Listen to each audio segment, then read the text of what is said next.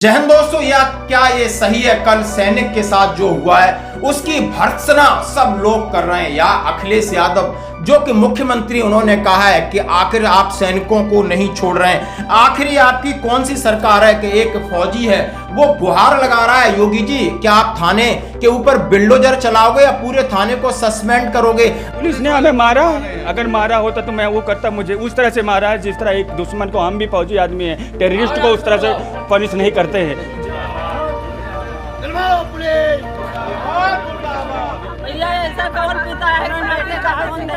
माननीय मुख्यमंत्री जी से ये कहना चाहूँगा कि अगर हर फौजी के साथ यही होता रहा तो क्या ये देश चलेगा, ये प्रदेश चलेगा?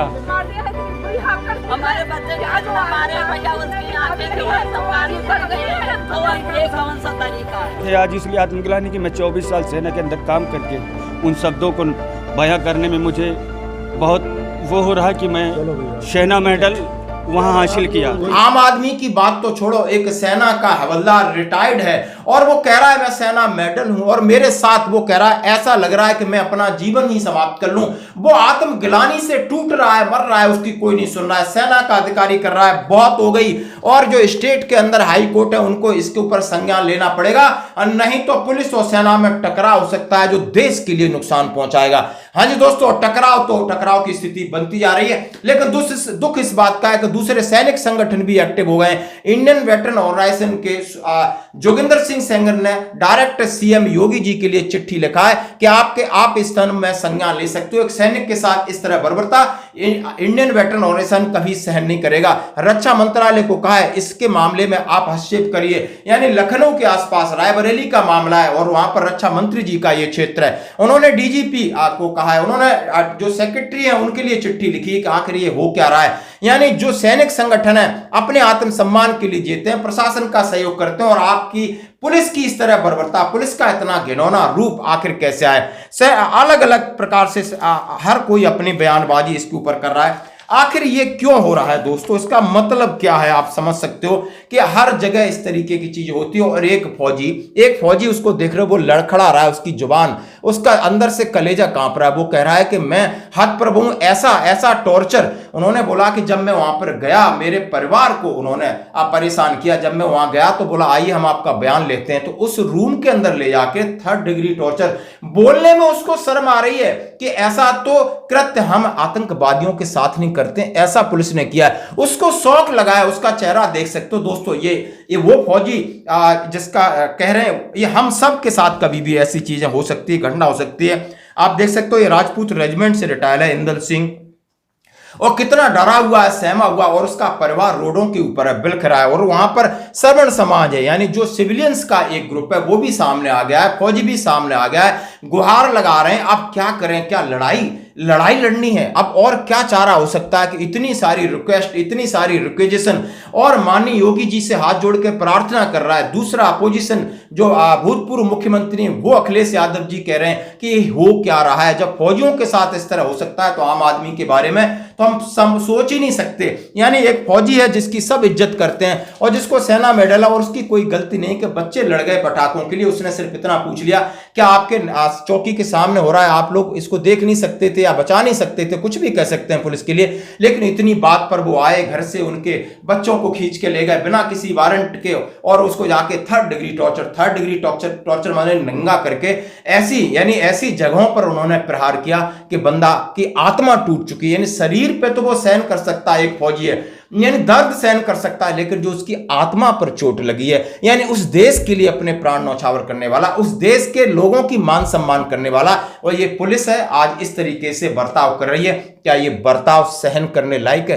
क्या माननीय योगी जी आप इसको संज्ञान में नहीं ले सकते? क्या माननीय रक्षा मंत्री जी आप एक फोन कॉल करके कह नहीं सकते कि इसकी निष्पक्ष जांच कराइए? हम कह रहे हैं, हमारे सेना के अधिकारी सभी इस बात की बातें कह रहे हैं। उन्होंने कहे कि यदि कोई झूठा केस है या झूठा आरोप है तो आप निष्पक्ष जांच कराइए किसी दूसरी एजेंसी से। लेकिन उन्होंने कहा है कि भारत के अंदर इस तरीके से ये जो घटनाएं हो रही हैं ये काफी निंदनीय, इनको बर्दाश्त करना मुश्किल है।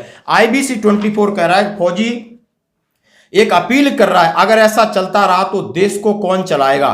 पुलिस इस तरीके की बर्बरता कर रही है, 3rd डिग्री टॉर्चर। इतना तो हम किसी आतंकी के साथ नहीं कहते। एसआई हिमांशु मलिक का नाम लिया जा रहा है, एसआई अमित कुमार का नाम लिया जा रहा है, कांस्टेबल अभिषेक का नाम लिया जा रहा है। यानी अब सब जगह इस तरीके की मांग हो रही है। क्या एक्शन होता है ये देखने वाली बात है। लेकिन दोस्तों जहां भी हैं इसकी भर्त्सना करिए, ट्विटर पर डालिए, व्हाट्सएप पर डालिए और एक हो जाइए। यानी ये जो नेता हैं ये इनका अलग हिसाब किताब होता है। ये हमेशा तौलते रहते हैं कि कितने लोग हमारे पीछे हैं, कौन सा स्टेटमेंट दूं, इसका असर क्या पड़ेगा, उल्टा असर क्या पड़ेगा, इनका वोट बैंक कहां जाएगा। इनको न्याय से मतलब नहीं है, इन्हें अपनी कुर्सी से मतलब है। नहीं तो अभी तक ये मामला राजस्थान, ग्वालियर, उड़ीसा हुआ, कुछ न कुछ बड़ा रूप लेकर के मामला कहीं न कहीं किसी न किसी नतीजे तक पहुंचता, लेकिन शायद ये नहीं पहुंचा। धन्यवाद। मैं ब्रजेंद्र सिंह फौजी, सवर्ण आर्मी जिला अध्यक्ष रायबरेली। क्या मामला क्या है जो आज भारी संख्या में सवर्ण आर्मी जो है पुलिस अधीक्षक कार्यालय पहुंची? ये मामला डलमऊ थाने का है, जो कि वहाँ पे घुरवारा जो चौकी पड़ती है वहाँ की घटना थी। ये हमारे एक घुरवारा के ही फौजी हैं इंदल सिंह, जो कि यहाँ रायबरेली में ही रहते हैं शहर में, लेकिन दीपावली के उसमें वो लोग 31 तारीख को दीपावली मनाने के लिए अपने गाँव गए हुए थे। वहाँ से गाँव से उनके बच्चे जो है पटाखे लेने के लिए घुरवारा मार्केट गए, जहाँ पे कुछ सोनकर के बच्चों से उनकी कहासुनी हुई, और उस कहासुनी के दौरान सोनकर के बच्चों ने शायद कुछ वहाँ पे लकड़ी या डंडे, कुछ फंटी वगैरह पड़ी थी, जिससे इनके बच्चे का नाम चाहत है, उसके ऊपर उन्होंने फंटी से वार किया और उस बच्चे का जो है सिर फट गया। कहीं ना कहीं फिर ये सूचना जो है चौकी पे पहुंचती है, तो जो भी वहाँ के पुलिस होते हैं वो उनको उठा करके पुलिस चौकी पे ले जाते हैं। उनके पिताजी को सूचना दी जाती है इंदल भाई साहब को, तो वो फिर वहाँ से कहीं ना कहीं किसी बच्चे को चोट लगेगी और सिर फटेगा, तो कहीं ना कहीं जोश आता है, उनके अंदर गुस्सा आती है। वही हुआ, वो वहाँ पहुँचे तो कहीं ना कहीं पुलिस चौकी जो इंचार्ज हैं हिमांशु मलिक जी, उनकी आपस में कुछ तू मैं हुई, जिसके तहत कहीं ना कहीं जो हमें हमारे संज्ञान में आया है, उनके जो वहाँ पे 4-6 लोग साथ में उनके सिपाही थे, वो लोग मिल करके इनको कुछ बात करने के कह करके और एक कमरे में पीछे ले गए, जहाँ पर अब इनके द्वारा ये इल्ज़ाम लगाया जा रहा है कि फौजी ने हमारे ऊपर ऐसा किया है। मुझे नहीं लगता है कि एक अनुशासित जो कि सेना में इतने दिन सेवा किया हो और वो कोई अनुशासनहीनता करे, ये मानने के लिए तैयार नहीं हूँ। और उनके द्वारा ऐसा कहा गया है और ये उनको ले जाके वहाँ पे बहाने से और वहाँ पर अच्छी तरह से, जो एक हम लोग भी फौज में रहे हैं और एक आतंकवादी के साथ हम लोग ऐसा नहीं करते हैं, और यहाँ पर एक आतंकवादी से भी बड़ा जो है उनके साथ निर्दयता से उनके ऊपर डंडों से, बेल्ट से, जो भी उनके पास था उससे पिटाई की गई। और इन्होंने उनके ऊपर इल्ज़ाम लगाया कि ये डंडे लेके और बंदूक लेके यहाँ आए थे, पिस्टल लेके आए थे। ऐसा कुछ नहीं है। फौजी के पास एक लाइसेंसी पिस्टल और राइफल होती है जो सुरक्षा के लिए सरकार द्वारा उनको दी जाती है, और वो ही वो अपने पास गाड़ी में उनके रखी हुई थी। और ये कहा गया कि कहीं ना कहीं ये हमारे ऊपर हमला करने के लिए बिल्कुल गलत है। अध्यक्ष जी, पुलिस पर लूटपाट का भी आरोप लग रहा है कि पुलिस घर में घुस के तांडव किया है और वहाँ से असलहा समेत तमाम चीजें उठा लाई है। बिल्कुल, उनकी जो स्कॉर्पियो गाड़ी है उसको वहाँ से खींच के लाया गया, जिसके अंदर पिस्टल पहले से, चूंकि वो एम्स में ड्यूटी करते हैं और अपने सुरक्षा के तहत वो पिस्टल को अपने साथ रखते हैं, और इसीलिए वो कहीं ना कहीं ली गई है और सरकार द्वारा दी गई है और उस पर लाइसेंस है। और उसमें गाड़ी में दीपावली का समय था, जो कि उनकी पत्नी ने स्वयं मुझे बताया, मैंने स्वयं बात किया है कि हमारी पर्स उसमें पड़ी थी, उसमें 25-30 हज़ार रुपये भी थे। वो पर्स भी कहीं ना कहीं पुलिस के पास है, या जो भी उन्होंने किया हो। और बच्चे को उनके घसीटते हुए, जो उनकी पत्नी ने बताया है इंदल की, उनकी बच्चों को पुलिस ने उनके घर से घसीटते हुए, जैसे लगता है उन्होंने किसी की हत्या की हो। इतनी बड़ी कोई वो कारनामा नहीं था, ऐसा इतनी बड़ी कोई कृत्य नहीं था जो कि उनके बच्चों को घसीटते हुए पुलिस ले जाए। आप लोगों की मांगे क्या हैं? हमारी मांगे यही है कि यदि पुलिस इल्ज़ाम लगा रही है इनके ऊपर, ऐसे अगर उनके ऊपर मुकदमा लिखा जा रहा है, तो हम ये चाहेंगे कि हिमांशु मलिक जी, जिन्होंने ऐसी घटना को अंजाम दिया, या उनके सिपाही जो भी उसमें इन्वॉल्व हैं, उनके ऊपर भी मुकदमा दर्ज हो। जो धाराएं हमारे फौजी भाई के ऊपर लगी, वो धाराएं उनके ऊपर भी लगनी चाहिए, क्योंकि जो इन्होंने किया वही उन्होंने भी किया। तो इनमें और उनमें अंतर क्या रह गया है? अध्यक्ष जी, आप इस चीज को मानते हैं कोई चौकी थाने पे जाएगा तो असलहा और सरिया लाठी डंडा लेकर जाएगा? बिल्कुल नहीं।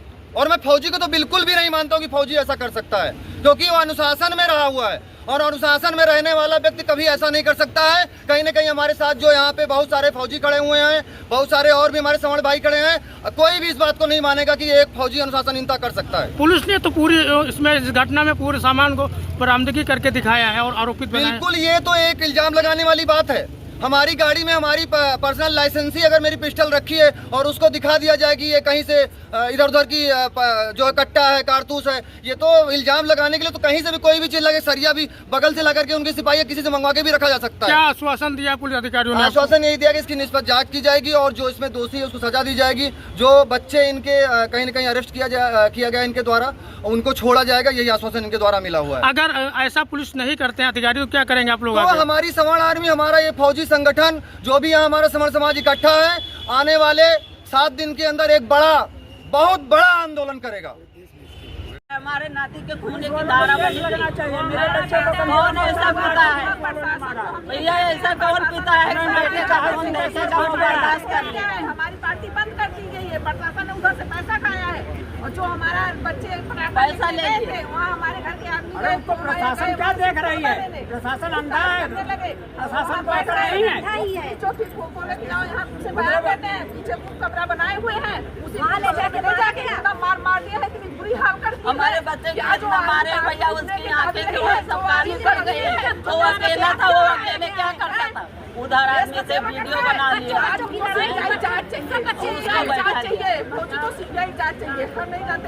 प्रशासन को जांच होना चाहिए, बच्चे को सीबीआई जांच होना चाहिए। हम चाहते हैं उनको भी बंद करें, अगर हमारी पार्टी बंद है तो उनको भी बंद मेरे को न्याय चाहिए, नहीं वो लोग भी उनको जेल होना चाहिए। हमारे बच्चों को हमारे घर से पिस्टल लेकर पुलिस वालों ने लाकर यहाँ दिखा दिया। लाइसेंसी पिस्टल मेरा घर से उठा लाए, छुड़ा कर मेरी बहुरिया से बच्चे को मारा, सर फाट गया। रात में सर उठा के जो बच्चे घर में थे, बच्चों को खींच के ले जाए, आज ले आए। रात को हमारी ये न्याय है पुलिस का? हमारी बेटियों को धक्का दे करके जबरदस्ती घर से निकाल के ले आए। हमारा लोगों का मंत्री तक मैं ये अपना संवेदन पहुंचाना चाहता हूं कि आज जो घटना हुई है उससे मैं इतना ज़्यादा दुखी हो चुका हूं। आज मैं अपने गांव रायबरेली से गांव कल गया, जहां पर क्या हुआ क्या? मैं अपने घर पहुंचने के बाद बच्चे हमारे मार्केट गए, कुछ पटाखे वगैरह ले रहे थे। उसके बाद वहां पता चला कि लड़ाई हो गई बच्चों में। हम वहां से आए और चौकी के पास ये हादसा हुआ। चौकी के पास जब पहुंचा, चौकी इंचार्ज हिमांशु मलिक, जिसे हमने बोला कि अगर चौकी के पास ये सारी चीज़ें हो रही है तो अगर दूर दराज में हो रहा तो आप लोग को तो पता भी नहीं चलेगा। इतना शब्द कहने के बाद 4 कांस्टेबल, 2 एसआई, जिसमें हिमांशु मलिक, एसआई अमित कुमार, मुझे कांस्टेबल अभिषेक, चारों तरफ से मुझे घेर के एक उसी पुलिस चौकी में इतना गुमराह, इतना अद्भुत कमरा बना रखा है, मुझे लेकर गए। बोले तुम्हारा बयान लेना है, और मेरे साथ वो चीज़ें किया है कि जो मैं सेना में 24 साल में कभी मैं बता नहीं सकता। सेना में काम किया हूँ, मुझे आज इसलिए आत्मग्लानि कि मैं 24 साल सेना के अंदर काम करके उन शब्दों को बयां करने में मुझे बहुत वो हो रहा कि मैं सेना मेडल वहाँ हासिल किया। और आज यहाँ पर वो घटना पुलिस वालों ने मेरे साथ किया है कि मुझे इतना मारा है कि मैं अपनी ज़िंदगी में कभी उस चीज़ को भूल नहीं सकता हूँ।